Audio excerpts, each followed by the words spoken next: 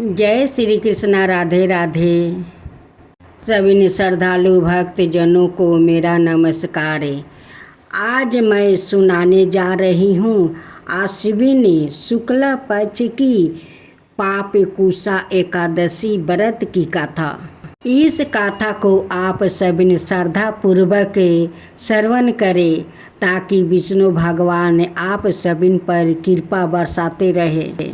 युधिष्ठिर कहते हैं कि हे भगवान, आश्विन शुक्ला एकादशी का क्या नाम है? अब आप कृपा करके इसके व्रत की विधि और उसका फल कहिए। भगवान कृष्णा कहने लगे कि हे युधिष्ठिर, पाप का नाश करने वाली इस एकादशी का नाम पापकुशा एकादशी है। इस दिन मनुष्य को विधि पूर्वक भगवान पद्मनाभ की पूजा करनी चाहिए। यह एकादशी मनुष्य को मनोवांछित फल देकर स्वर्ग को प्राप्ति करने वाली है। मनुष्य को बहुत दिनों तक कठोर तपस्या करने से जो फल मिलता है वो फल भगवान गरुड़ ध्वज को नमस्कार करने से प्राप्ति हो जाता है। जो मनुष्य अज्ञान वश से अनेक पाप करते हैं परंतु हरि को नमस्कार करते हैं वो नरक में नहीं जाते। विष्णु के नाम के कीर्तन मात्रा से संसार के सब तीर्थों के पुण्य का फल मिल जाता है। जो मनुष्य साइडर धनुषधारी भगवान विष्णु की शरण में जाते हैं उनको कभी भी यम यातना नहीं भोगनी पड़ती है। जो मनुष्य वैष्णवो होकर शिव की अवर सौ होकर विष्णु की निंदा करते हैं वो अवर से नरकवासी होते हैं। शास्त्रों बजय पे अवर अश्वमेध यज्ञ से जो फल प्राप्ति होता है वो एकादशी के व्रत के 16वां भाग के बराबर भी नहीं होता। संसार में एकादशी व्रत के बराबर कोई पुण्य कृत्य नहीं है। इसके सामने पवित्रता तीनों लोकों में कुछ भी नहीं है। इस एकादशी जैसा पुण्यदायी कोई व्रत नहीं। जब तक मनुष्य पद्मनाभ की एकादशी का व्रत नहीं करते हैं तब तक ही उनकी देह में पाप वास कर सकते हैं। यह एकादशी स्वर्ग मोक्ष आरोग्यता सुंदर स्त्री और अन्न और धन को देने वाली है। इस एकादशी व्रत के बराबर गंगा गाय काशी कुरुक्षेत्र और पुष्कर भी पुण्यवान नहीं है। हरिवासर और एकादशी का व्रत करने और जागरण करने से मनुष्य विष्णु पद को प्राप्ति होता है। हे राजेंद्र, इस व्रत के करने वाले 10 पीढ़ियाँ मातृ पक्ष, 10 पीढ़ियाँ पितृ पक्ष, 10 पीढ़ियाँ स्त्री पक्ष और 10 पीढ़ियाँ मित्र पक्ष सभी का उद्धार कर देते हैं। ओ दिव्या देह धारण कर चतुर्भुजा रूप हो, पीतंबर पहने और हाथ में माला लेकर गरुड़ पर चढ़कर विष्णु लोक को जाते हैं। हे निरुपोचतम बाल्यावस्था युवावस्था और वृद्धावस्था में इस व्रत को करने से पापी मनुष्य भी दुर्गति को प्राप्ति ना होकर सद्गति को प्राप्ति होता है। आश्विन मास के शुक्ल पक्ष की इस पाप कुसा एकादशी का जो व्रत करते हैं वो अंत समय में हरि लोक को प्राप्ति होते हैं और समस्त पापों से मुक्ति हो जाते हैं।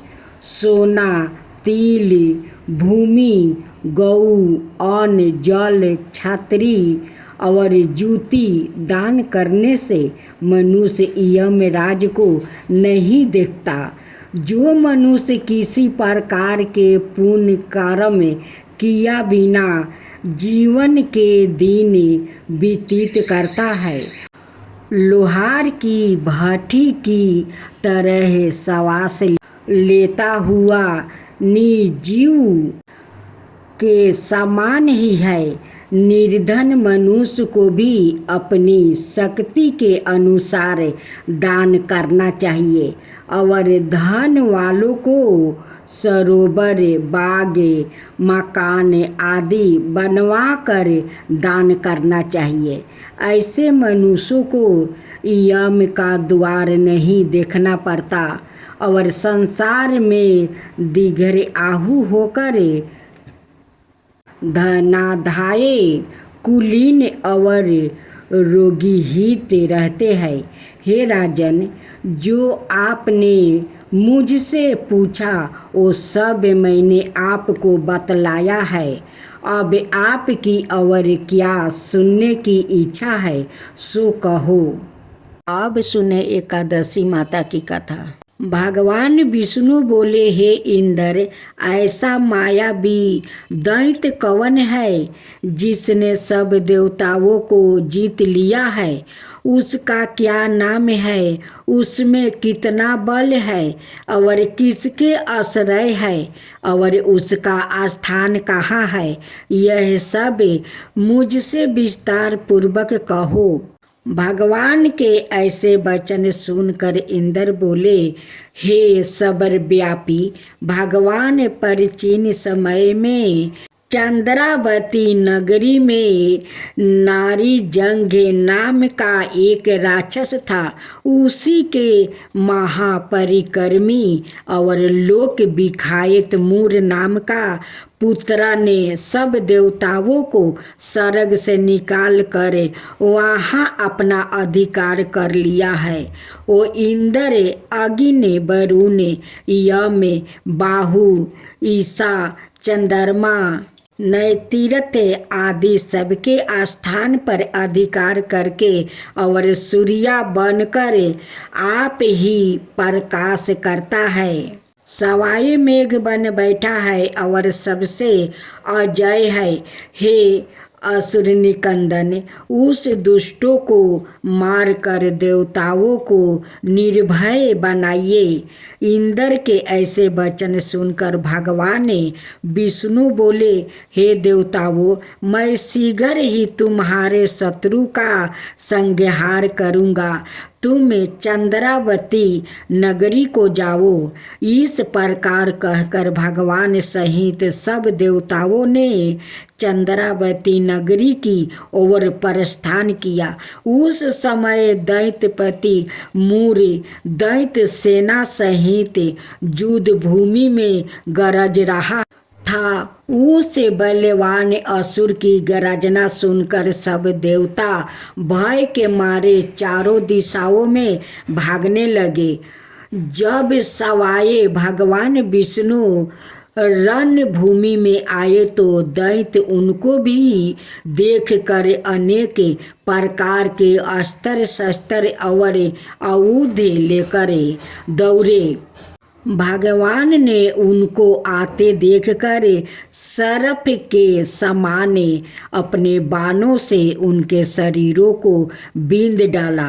अनेक दैत्य उनके हाथों से मारा गया। केवल एक मूर ही बाचा रहा।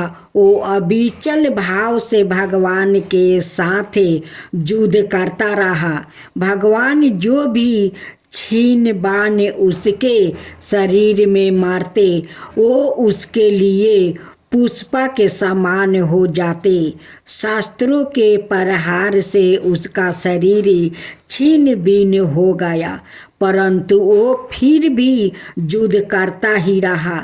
अब वो आप से मल्लेल युद्ध करने लगा और 10,000 बरस तक उनका मल्लेल युद्ध होता रहा, परंतु वो दैत्य भगवान से पराजित ना हुआ। तब भगवान विष्णु युद्ध से थक कर बदरिका आश्रम चले गए। वहाँ पर एक हेमवती नाम की सुंदर गुफा थी। उसमें विश्राम करने के लिए वो उसके अंदर प्रवेश कर गया। यह गुफा 12 योजन लंबी थी और उसमें एक ही द्वार था। भगवान वहाँ जाकर सो गया। वो दैत्य उनको सोया हुआ देखकर मारने के लिए उद्यत हुआ।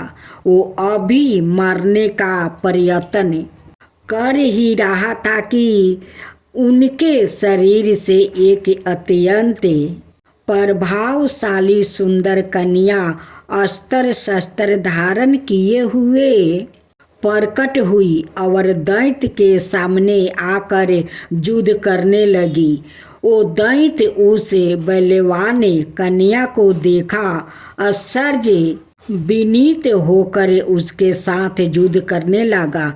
उस कन्या के ऐसे भयानक पराक्रम को देखकर दैत्य विचारने लगा कि इस कन्या को किसने बनाया है जो ऐसा भयानक युद्ध कर रही है।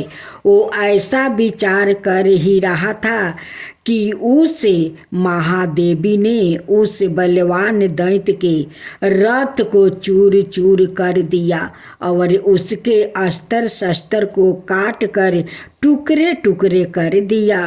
तब वो दैत्य महान क्रोध करके मल्लेल युद्ध करने लगा, परंतु देवी ने उसको धक्का मारकर मूर्छित कर दिया।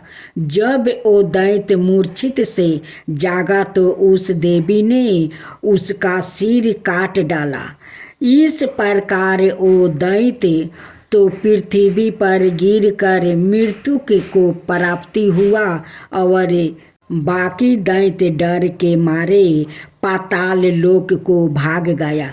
जब भगवान विष्णु की निद्रा टूटी तो उन्हें मूर दैत्य का काटा हुआ सिर ओ कन्या को दोनों हाथों जोड़कर खड़े देखा।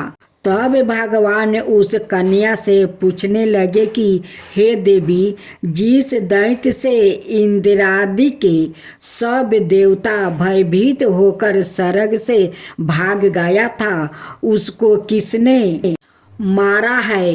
वो कन्या कहने लगी कि भगवान, जब आप निद्रा में थे तो यह दैत्य आपको मारने के लिए उद्यत हुआ।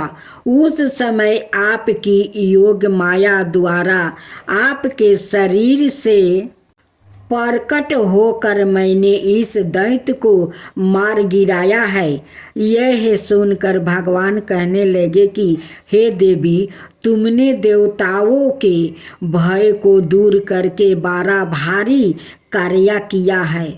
अत तुम अपनी इच्छा अनुसार वर मांगो।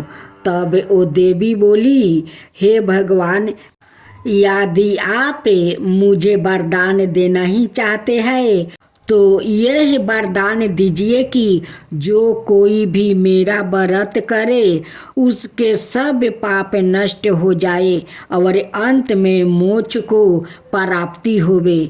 जो इस व्रत का पुण्य है उसका आधा रात्रि को भोजन करने वाले को मिले और जो एक बार भोजन करे उसको भी आधा फल प्राप्ति हो जाए। मनुष्य भक्ति पूर्वक मेरे व्रत में एक बार भी भोजन ना करे, उसको धर्म धन और मुक्ति प्राप्ति हो। भगवान ने कहा, हे कल्याणी, ऐसा ही होगा।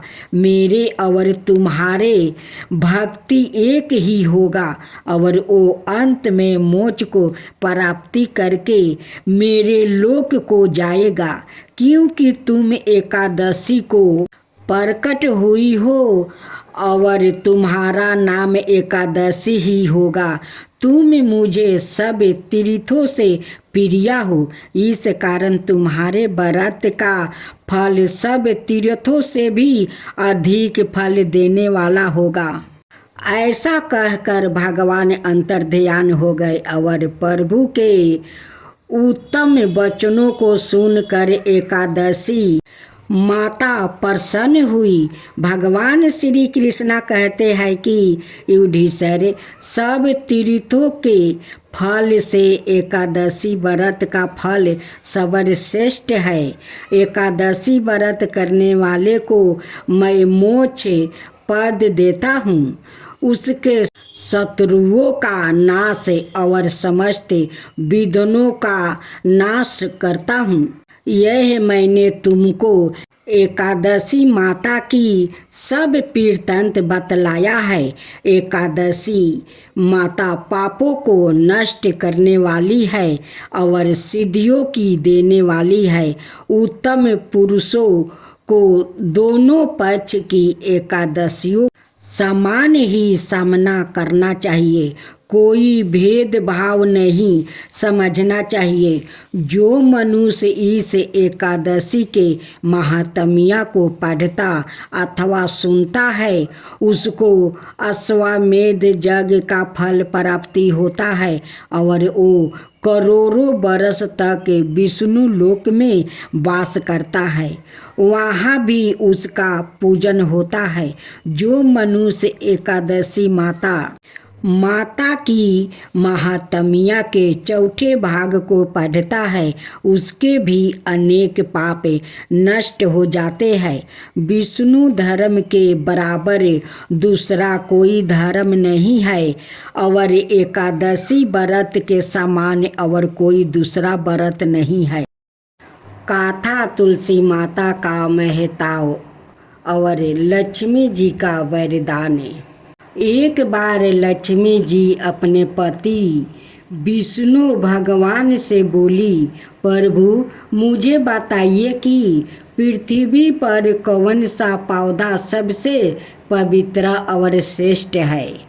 विष्णु जी ने उत्तर दिया, पृथ्वी पर तुलसी सबसे पवित्र और पूजनीय है।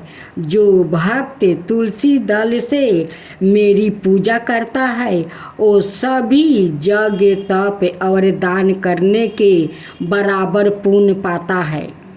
तब लक्ष्मी जी ने तुलसी माता को आशीर्वाद दिया, हे तुलसी, तुम मेरे सामने पूजनीय हो, तुम्हारे बिना मेरी भी पूजा अधूरी है। जिस घर में तुलसी का पौधा होगा, वहाँ दरिद्रता, कलह और नकारात्मक शक्तियाँ प्रवेश नहीं कर सकती है। तभी से तुलसी माता को विष्णु प्रिया भी कहा जाता है और हर पूजा में तुलसी का स्थान निवार्य माना जाता है। इसलिए तुलसी माता का केवल एक पौधा नहीं, बल्कि धर्म, शुद्धता और समृद्धि की प्रतीक है। अब तुलसी माता की दूसरी कथा। प्राचीन काल में जब देवताओं और असुरों के बीच समुद्र मंथन हुआ, तब उसमें से बहुत सी दिव्य वस्तुओं निकली। अमृत कलश के साथ साथ कई रत्न और आभूषणों भी समुद्र से प्रकट हुआ। उसी समय एक दिव्य पौधा प्रकट हुआ, जिसे सभी देवताओं ने देवी तुलसी के रूप में स्वीकार किया। भगवान विष्णु ने सवाए कहा, यह तुलसी माता धरती पर धर्म की रक्षा करेगी। बिना तुलसी के मेरी पूजा अधूरी होगी। तुलसी दल मुझे अत्यंत प्रिय है।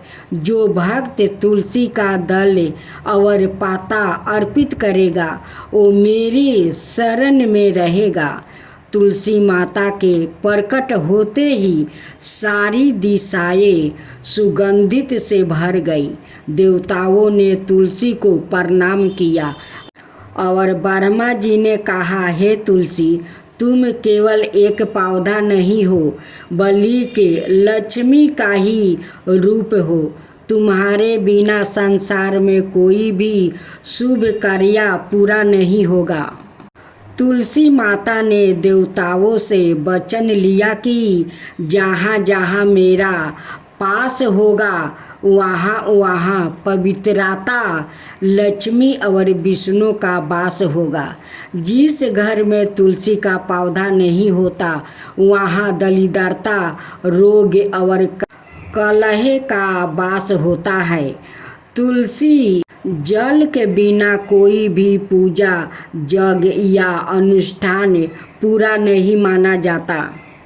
तभी से तुलसी माता को घर घर में स्थापित किए जाने लगा। विवाह, संतान, धन और स्वास्थ्य की प्राप्ति के लिए लोग तुलसी की पूजा करने लगे। कार्तिक मास में तुलसी विवाह और प्रतिदिन तुलसी की परिक्रमा से असीम पुण्य मिलता है। तुलसी केवल एक पौधा नहीं है बल्कि धर्म, भक्ति, शुद्धता और समृद्धि की जीवित देवी है। तुलसी माता को प्रणाम करने से घर में सुख, शांति और भगवान विष्णु की कृपा बनी रहती है। एकादशी की आरती। ओम जय एकादशी माता मैया, जय एकादशी माता। विष्णु पूजा व्रत को धारण कर सकती मुक्ति पाता। तेरे नाम गिनाऊं देवी, भक्ति प्रदान करनी। ओम जय एकादशी माता।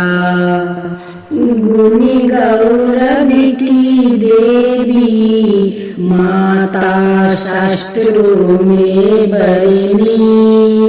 मार्ग शीर्ष के कृष्ण पक्ष में उत्पन्ना होती। शुक्ला पक्ष में मोक्षदायिनी, पापों को धरती। पूर्णिमा मासी के कृष्ण पक्ष की सफला नाम कहे, सफला नाम कहे। शुक्ला पक्ष में होए पुत्र राधा, आनंद से अधिक रहे। शुक्ला पक्ष में होए पुत्र राधा, आनंद से अधिक रहे। नाम सटतीला माघ मास में कृष्ण पक्ष आवे। शुक्ला पक्ष में जाया कहावे, विजाया सादा पावे। विजाया फागुनी कृष्ण पक्ष में, शुक्ला अमलखी पाप मोचिनी कृष्ण पक्ष में। चैत्रा मासे बलि की, चैत्रा शुक्ला पक्ष में। नामी कदमा धन देने वाली, जय एकादशी माता, जय एकादशी माता। नामे बरतूनी कृष्ण पक्ष में, बैसाख महाउली। शुक्ला पक्ष में होए मोहिनी अपरा ज्येष्ठी कृष्ण पक्षी नामे निर्जला सब सुख करनी शुक्ला पक्ष राखी योगिनी नामे आषाढ़ में जानो कृष्ण पक्ष बरनी देवसायिनी नामे कहावे शुक्ला पक्ष धरनी ओम जय एकादशी माता ओम जय एकादशी माता कमी का श्रवण मास में आवे कृष्ण पक्ष कहिए श्रवण शुक्ला होए पुत्र राधा आनंद से रहिए आजा भाद्रपद कृष्ण पक्ष की परिवर्तिनी शुक्ला इंदिरा आशिवन कृष्ण पक्ष में भरत से भाव सागर निकला पापे कुंसा है शुक्ला पक्ष में पापी हारन हारी रामा मासी कार्तिक में आवे सुखदायक भरी देवतानी शुक्ल पक्ष की दुखे नाशक मैया देवतानी शुक्ल पक्ष की दुखे नाशक मैया लोधी मास की करो मिनती पार करो नैया लोधी मास की करो मिनती पार करो नैया शुक्ला लोध में हुए पद्मिनी दुखी दलिदरता हरनी परमा कृष्ण पक्ष में होती जन्म मंडल करनी जो कोई आरती एकादशी की भक्ति सहित गावे जो कोई आरती एकादशी की भक्ति सहित गावे जन रघुनाथ सरग का बासन जय को पावे जन रघुनाथ सरग का बासन जय ओ पावे ओम एकादशी माता ओम जय एकादशी माता। आप श्रवण करें श्री जगदीश जी की आरती। ओम जय जगदीश हरे स्वामी जय जगदीश हरे भक्तों जन के संकट क्षण में दूर करे जो धावे फल पावे दुखी विनाशी मन का सुखी संपत्ति घर आवे कष्ट मिटे तन का माता पिता तुम्हें मेरे शरण कहूँ किसी की तुम बिना और न दूजा आस करूं जिसकी तुम पुराण परमात्मा तुम्हें अंतर्यामी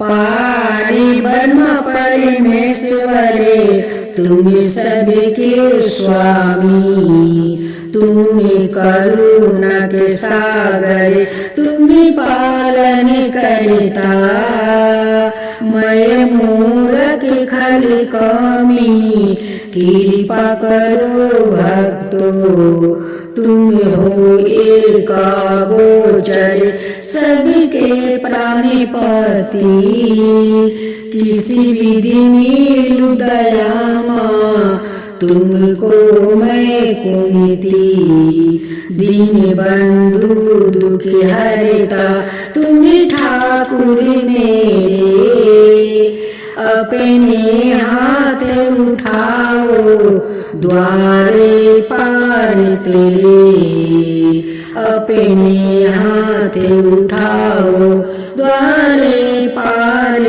तेरे।